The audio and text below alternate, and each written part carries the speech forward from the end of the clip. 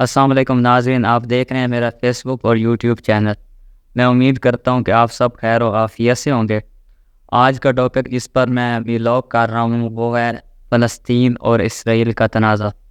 ہم اس ولاگ میں ڈسکس کریں گے کہ کس طرح یہ تنازع کھڑا ہوا، یہ کب سے ہو رہا ہے اور کب جا کے ختم ہوگا، اور اس میں مسلمانوں کا کیا کردار ہے اور یہ کس طرف جا رہا ہے۔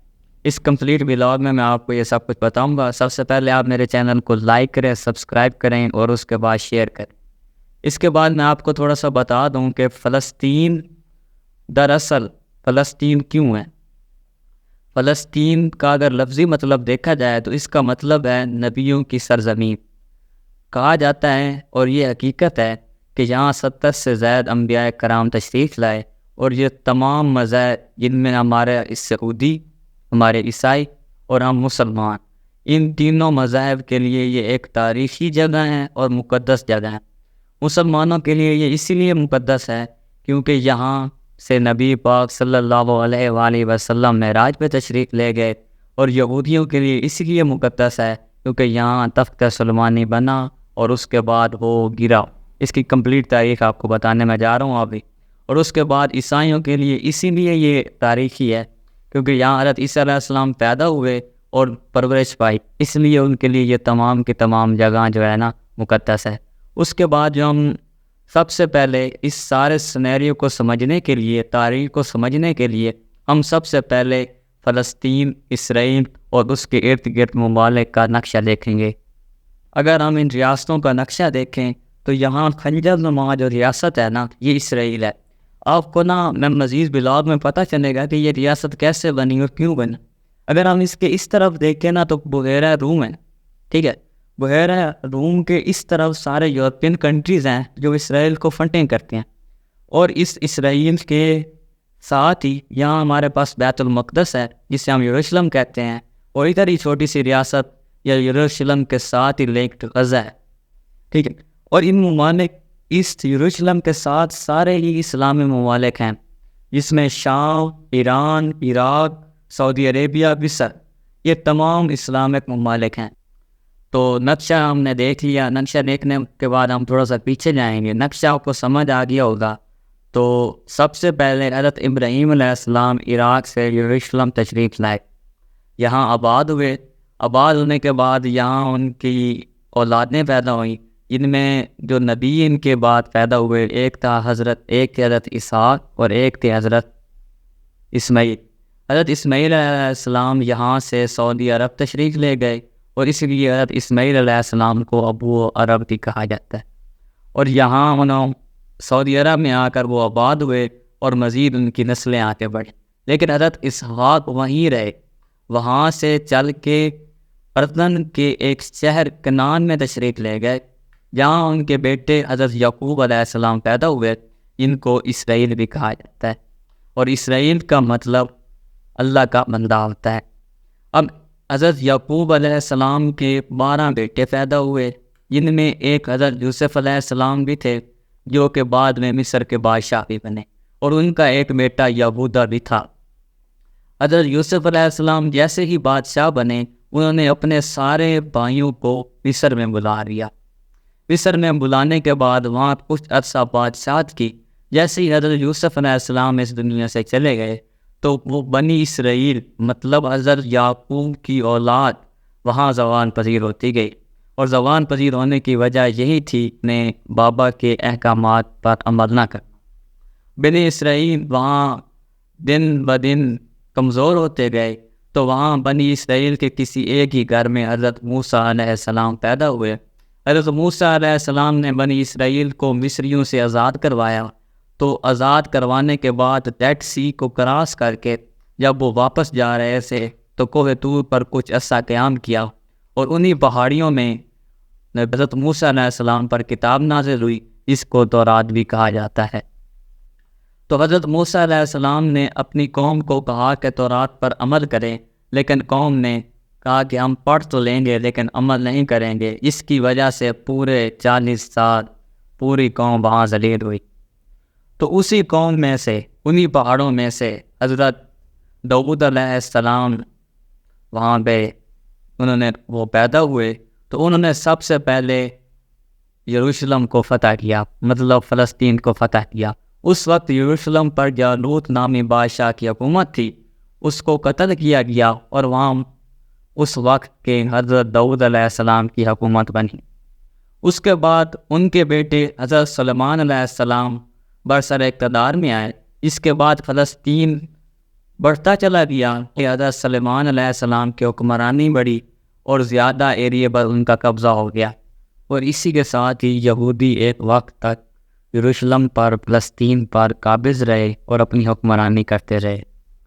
اس کے بعد بخت نصر نامی حکمران نے ان پر حملہ کیا اور ان کا ٹیمپل ایک بار پھر گرا دیا، اور ٹیمپل گرانے کے بعد ایک بار پھر یہاں سے یہودیوں کی جو حکومت تھی وہ ختم ہو گئی۔ پھر اس کے بعد یہاں پر ان کا ایک سارس نامی ایران کا حکمران آتا ہے، اور وہ یہودیوں کو دوبارہ یہاں پہ ٹیمپل تعمیر کر کے دیتا ہے، لیکن یہاں اس ٹیمپل میں تابوت سکینہ نہیں ہوتا، جو کہ وہ مقدسات ہوتی ہیں، اس کے ذریعے جس کے پاس وہ ہوتی ہیں وہ کامیاب ہوتا ہے، لیکن اس ٹیمپل میں وہ چیزیں نہیں ہوتی۔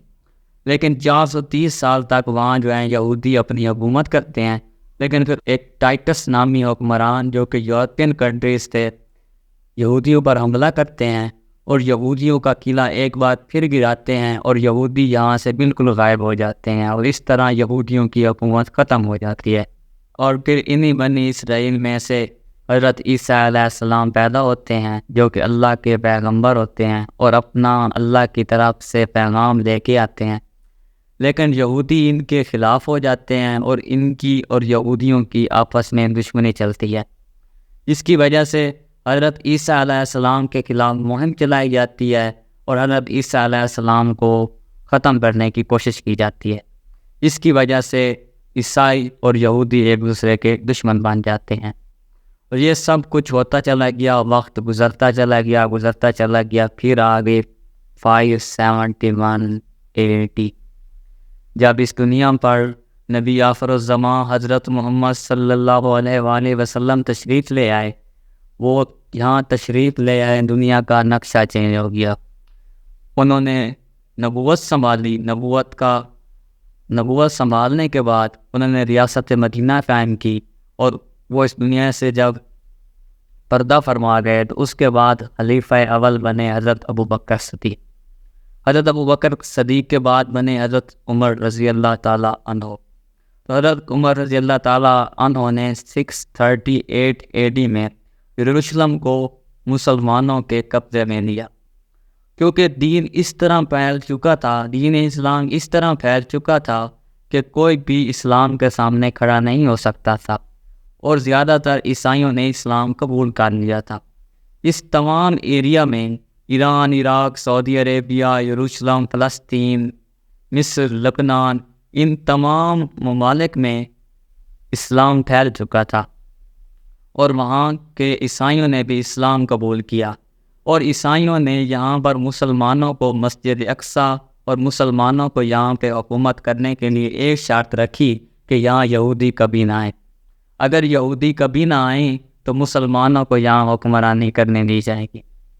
جس کے بعد حضرت عمر کے بعد وقت گزرتا گیا، مسلمانوں کی حکومت رہی، جس کے بعد ایک مسلمانوں کا سلسلہ شروع ہوا، بنو امیہ۔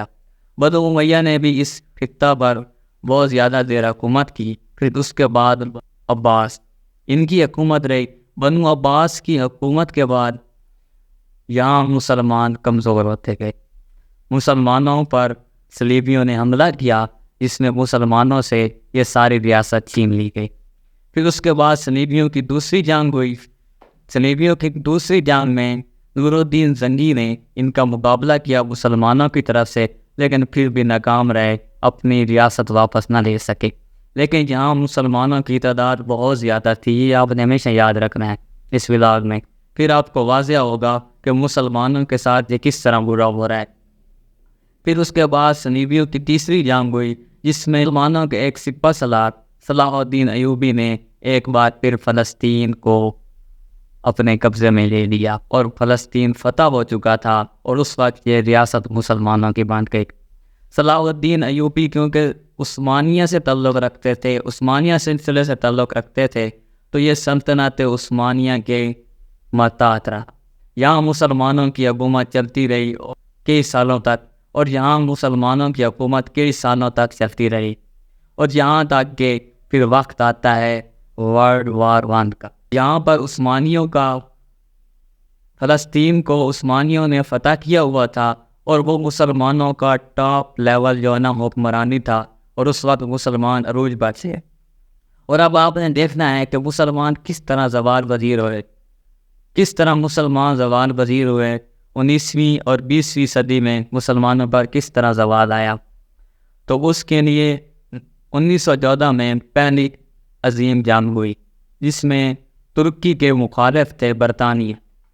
برطانیہ پہلے تو یہ جنگ ہار رہا تھا، لیکن بعد میں یہودیوں نے اس شرط پہ ان کا ساتھ دینے کا کہا کہ بعد میں آپ ہمیں یہ علاقہ دیں گے، تو برطانیہ نے ان کا ساتھ لیا، جس کے بعد سلطنت عثمانیہ ٹوٹ گئی، اور اس کے بعد مسلمانوں کو کافی نقصان ہوا، اور یہ تمام علاقہ جو ہے وہ برطانیہ کے قبضے میں آ گیا، اور اس کے بعد یہاں یہودی ایک بار پھر آباد ہونا شروع ہو گئے۔ یہودی آباد ہوتے چلے گئے آہستہ آہستہ۔ پھر جنگ عظیم دوم میں ہٹلر کا مقابلہ تھا یہودیوں سے۔ ہٹلر نے تقریباً 6 لاکھ سے زائد یہودیوں کو مارا، اور اس کے بعد یہودیوں کا برطانیہ نے ساتھ دیا، جس کے بدلے میں ہٹلر مارا گیا۔ اور اس طرح جنگ عظیم دوم میں امریکہ نے بھی یہودیوں کا ساتھ دیا، اور برطانیہ نے بھی یہودیوں کا ساتھ دیا، جس کے بعد فلسطین ایک بار پھر ان کے قبضے میں آ گیا۔ تو کیونکہ امریکہ نے اس وقت ایٹم بم کا بھی استعمال کیا، تو برطانیہ کے فوراً بعد امریکہ ایک دنیا کا نیا چودھری بن کر سامنے آ گیا۔ جیسے وہ دنیا کا بڑا بنا، تو اس نے اپنی کہہ سکتے ہیں کہ ماچو بنانے کے لیے اس نے فوراً برطانیہ کو کہا کہ آپ یہ علاقہ فوراً خالی کریں۔ چونکہ برطانیہ پہ امریکہ کا پریشر تھا، اور یہودیوں کی ڈیمانڈ تھی کہ آپ نے جیسا ہمارے ساتھ معاہدہ کیا تھا ہمیں وہ علاقے واپس کرے۔ تو یہ 1947 کی بات ہے۔ تو برطانیہ نے کہا کہ یہ جو ہمارا ہے نا، اس وقت چونکہ یو این او بن چکا تھا، تو برطانیہ نے کہا کہ یہ جو فلسطین کا مسئلہ ہے، یہ جو اسرائیل کا مسئلہ ہے، یہ جو یروشلم کا مسئلہ ہے، یہ ہم یو این او کے سپورٹ کرتے ہیں۔ یہ اب یونائٹڈ نیشن ہی دیکھے گا کہ یہ مسئلہ کس طرح حل ہونا ہے۔ اس کے بعد یو این او نے فیصلہ کیا، کیونکہ یو این او میں سارے یورپین کنٹریز تھے، سارے رشیا، امریکہ، یہی ممالک تھے، تو انہوں نے یہ فیصلہ کیا اس مسئلے کا حل ہے 2 اسٹیٹ سلوشن۔ انہوں نے فیصلہ کیا کہ یہاں 2 اسٹیٹس بنے گی، ایک مسلمانوں کی اور ایک ان کے مخالفین کی، یہودیوں کی۔ اور یاد رہے کہ یہودیوں کی فلسطین میں، اسرائیل میں تھوڑی سی بھی جگہ نہیں تھی، وہاں اکثریت میں مسلمان آباد تھے۔ جس کے بعد مسلمانوں نے اس فیصلے کی مخالفت کی، جو میں نے آپ کو پہلے دکھا چکا ہوں کہ جو یروشلم کے ساتھ کنیکٹڈ ممالک تھے نا، انہوں نے فوراً اس فیصلے کی مخالفت کی۔ لیکن اسرائیل کو، یہودیوں کو، اسرائیل جیسے 2 ریاستوں کا اعلان کیا گیا، اسرائیل اور فلسطین، تو اسرائیل نے دوسرے دن ہی اپنے نئے ملک کا اعلان کر دیا، جس کو بیک کر رہا تھا امریکہ، اور فوراً ہی اسلامی ممالک نے اس کے خلاف جنگ کا اعلان کیا۔ اور حیرانی کی بات یہ ہے کہ اتنے زیادہ اسلامی ممالک کے ہونے کے باوجود اسرائیل ان سے جیت چکا۔ اور بات یہ ہے کہ آج تک وہاں مسلمانوں سے ان کے حقوق سلب کیے جا رہے ہیں، باوجود اس کے کہ اس کے ساتھ کئی اسلامک ممالک جغرافیائی طور پہ کنیکٹڈ ہیں، لیکن پھر بھی مسلمانوں کے وہاں ان کو حقوق نہیں مل رہے۔ آخر اس کی وجوہات کیا ہیں؟ آخر اس کا سلوشن کیا ہے؟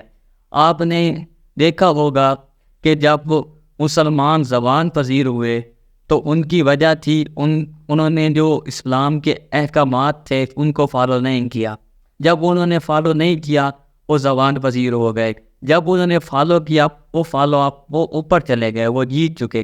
تو ڈومیننٹ ہونے کا ایک ہی طریقہ ہے کہ ہماری قوم، یہ قوم ایک بار پھر صلاح الدین ایوبی پیدا کرے، اور یہی سلوشن ہے کہ مسلمان فلسطین وہاں اپنے حقوق حاصل کر سکے اور بیت المقدس اپنا محفوظ کر سکے۔